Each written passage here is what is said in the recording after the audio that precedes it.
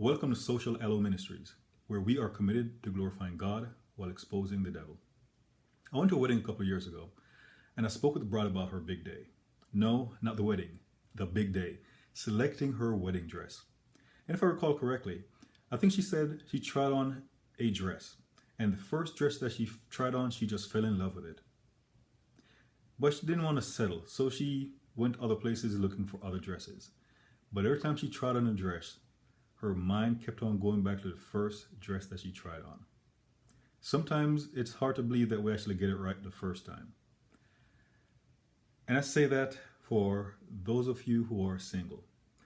There are times when the Lord brings a person into your life that He wants you to be with.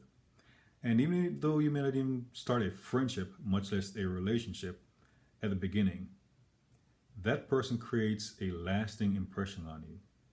And it ruins it for anyone else who comes into your life. Where even if you try to start a relationship, it's like, that person is on my mind for some reason. You kind of get a sense of that when you read Esther chapter 2. King Ahasuerus, Xerxes, was looking for a wife.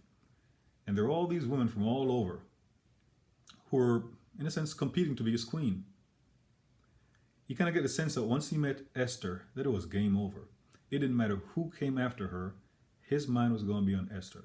And he eventually selected her as his bride. That's the way it is when the Lord illuminates someone to you.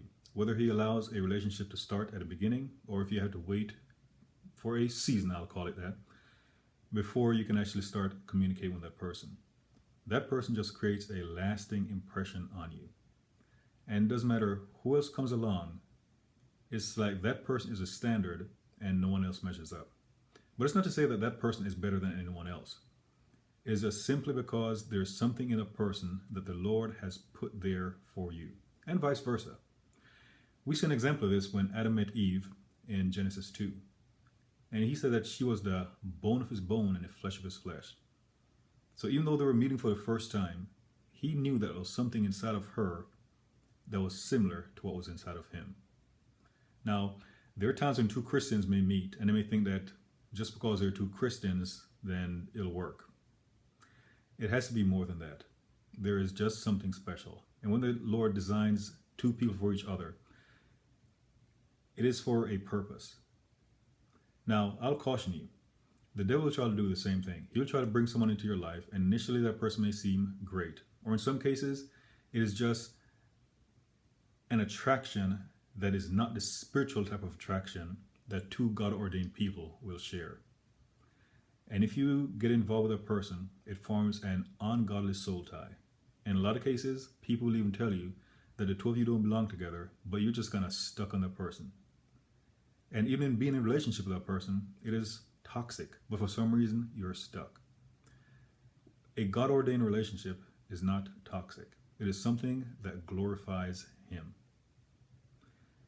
So again, if you've met that person, it'll just create a lasting impression on you, and others will struggle to measure up to. And it doesn't matter how great they are, your mind will keep on going back to that person. Not that ungodly type soul tie type person, but just a person who stands out above the rest. Similar to when Boaz went out in the field, and despite all the women who were out there, the one who captured his attention was Ruth.